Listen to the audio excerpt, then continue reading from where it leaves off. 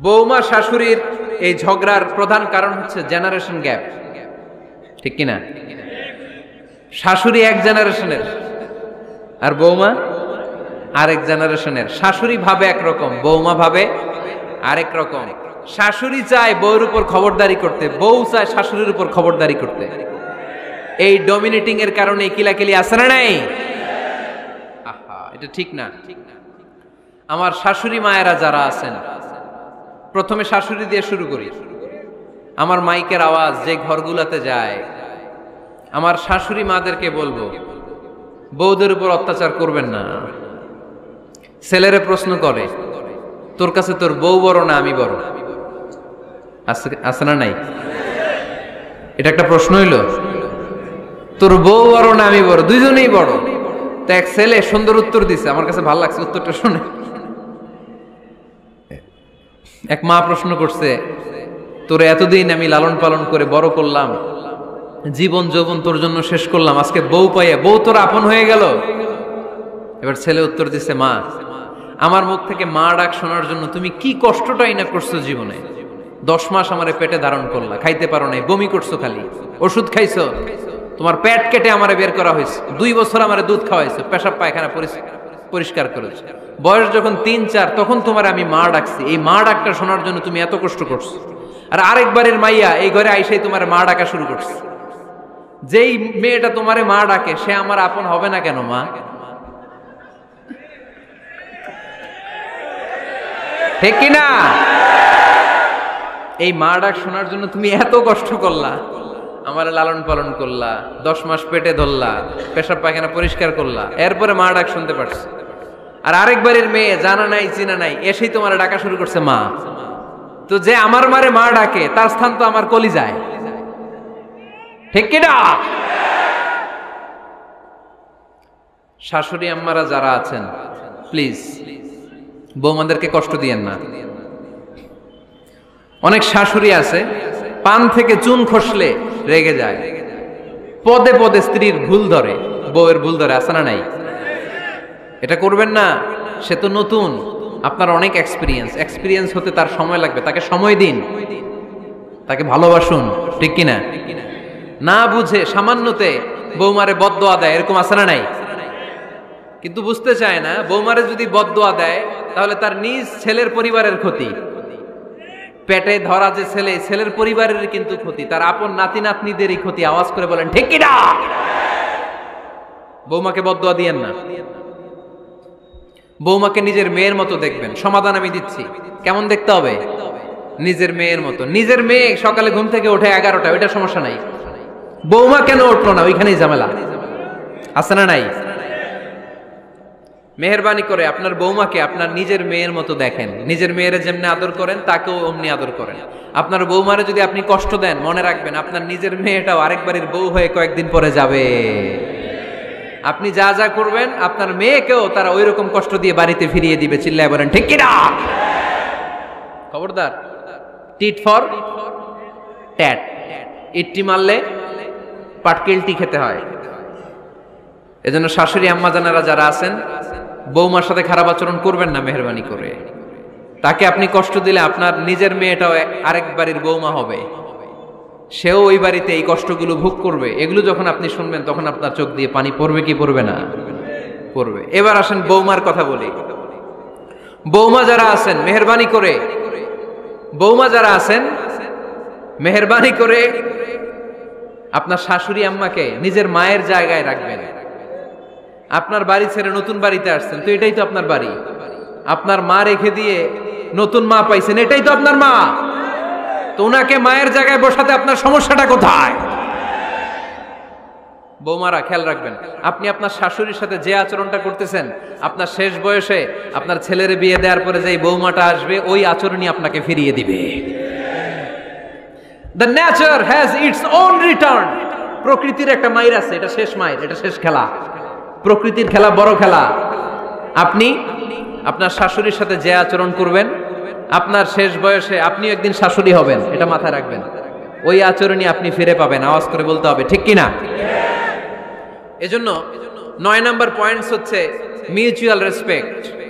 সবাই যেন সবাইকে ভালোবাসি, দোষ ছাড়া মানুষ নাই, সবার দোষ আছে, আমরা যেন একে অন্যের দোষ না খুঁজি।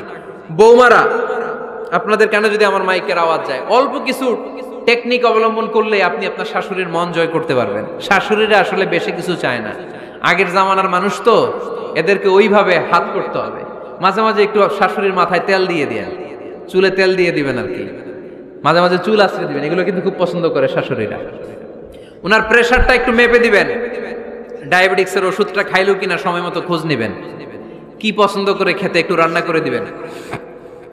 যেই বক্তার ওয়াজ শুনতে পছন্দ করে ওই বক্তার ওয়াজগুলো ডাউনলোড করে শাশুড়ি আম্মাকে দিবেন, ইসলামী বই দিবেন। দেখবেন বয়স্ক নারীরা মাহফিল যেতে খুব পছন্দ করে, ওয়াজ শুনতে খুব পছন্দ করে, নবীদের কাহিনীগুলো শুনতে পছন্দ করে। বসায় বসে একটু কাহিনীগুলো শোনাবেন। বাইরে বেরোলে জিজ্ঞেস করেন, আম্মা আপনার কিছু লাগবে কিনা। আর একটা টিপস আছে, চুল যখন আশ্রাবেন আর শাশুড়ির মাথায় যখন তেল দিয়ে দিবেন, তখন অতীতের কথা জিজ্ঞেস করেন, দেখবেন অতীতের স্মৃতিতে হারিয়ে গিয়েছে আপনার শাশুড়ি। কি জিজ্ঞেস করবেন জানেন? জিজ্ঞেস করবেন, আম্মা জান, মুক্তিযুদ্ধের সময় আপনার বয়স কত ছিল? ওই সময় মুক্তিযুদ্ধের সময় আপনাদের এলাকায় কি কি হয়েছিল মা? আরেকটা প্রশ্ন করবেন, মা বিয়ের সময় আপনি কেমন ছিলেন? ওই দিন দেখবেন বুড়ি আর বুড়ি নাই, জুয়ান হয়ে গেছে। ওই দিন বলবে, মা আমি অনেক সুন্দরী ছিলাম, আমার মাথায় অনেক চুল ছিল, আজকে নাই। আমগো গ্রামে আমার চাইতে সুন্দরী মাইয়া ছিল না। অতীতের স্মৃতিতে, স্মৃতি হাতরাতে হাতরাতে তিনি হারিয়ে যাবেন। জিজ্ঞেস করবেন যে, মা শীতকালে আপনাদের দেশে কি পিঠা বানাতেন আপনি যখন ছোট ছিলেন, আপনার বাপ চাচারা কি করত? এগুলো জিজ্ঞেস করলে উনি স্মৃতির পাতা হাতরাতে হাতরাতে চোখ দিয়ে দাঁড় দাঁড় করে ওনার পানি ঝরতে শুরু করবে। আপনার জায়গায়, ওনার হৃদয়ের মনি কোঠায় এমন জায়গায় পৌঁছবে, আপনার ছাড়া উনি কিছুই বুঝবে না।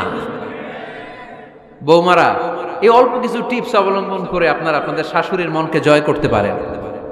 শাশুড়ি বৌমার দ্বন্দ্ব আমরা চাই না, আমরা চাই শাশুড়ি বৌমাকে নিজের মেয়ের মতো জানুক, আর বৌমার শাশুড়িকে আপন মায়ের মতো ভালোবাসুক, ঠিক কিনা? এই মিউচুয়াল রেসপেক্টই পারে শাশুড়ি বৌমার দ্বন্দ্বকে দূর করতে, আর ঘরটারে শান্তি টুকরা বানাতে। আওয়াজ করে বলেন ঠিক কিনা? কয়টা গেল? আর আছে কয়টা? দোয়া করবেন একে অপরের জন্য। দোয়া, সাইয়েদনা ইব্রাহিম ফ্যামিলির জন্য দোয়া করতেন, রব্বি জাআলনি মুকিমাস সালাতি ওয়া মিন যুররিয়াতি রব্বানা ওয়া তাকাব্বাল দুআ। ও আল্লাহ, আপনি আমার নামাজ কায়েমকারী বানান, আমার কলিজার টুকরা সন্তান ইসমাইলকেও নামাজ কায়েমকারী বানান, আমার দোয়াটা আপনার দরবারে আপনি কবুল করে নেন। সুবহানাল্লাহ পড়েন।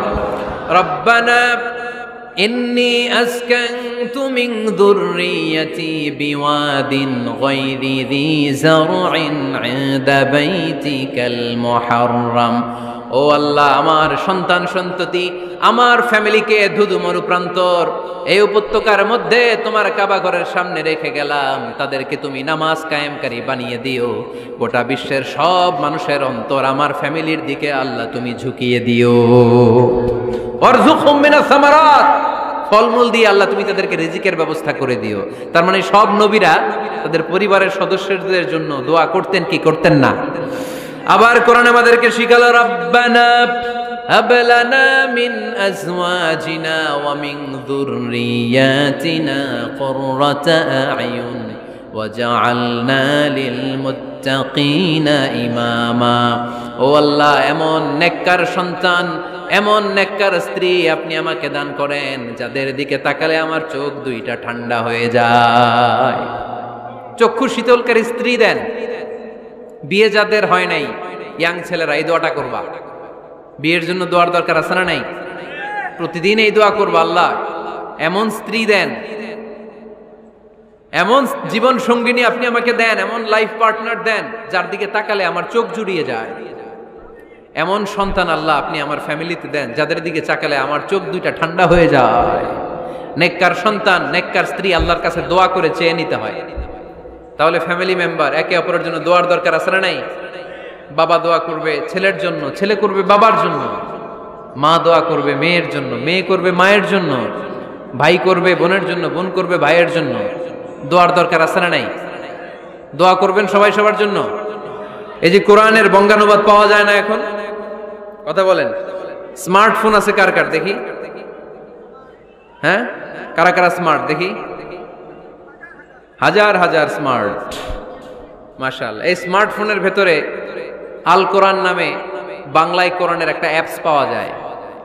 কথা বলেন, পাওয়া যায় কি যায় না? আজকে থেকে এই অ্যাপসটা ডাউনলোড করে প্রতিদিন 1 আয়াত 2 আয়াত 3 আয়াত করে পড়া শুরু করে দেন।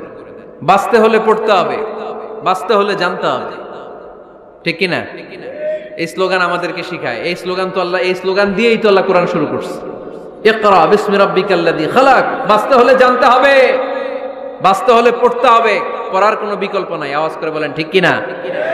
সুজানগরের রায়েরা, মোবাইলের অ্যাপসের ভিতরে আমরা কোরআন রাখতে রাজি আছি তো সবাই? হাদিসের অ্যাপস ডাউনলোড করতে রাজি আছি তো? বাস রাজি আছি, ডাউনলোড করে রাইখা দেবো, আর কেউ পড়বো না নাকি? হ্যাঁ, প্রতিদিন একটা আয়াত হলেও যেন আমরা পড়ি।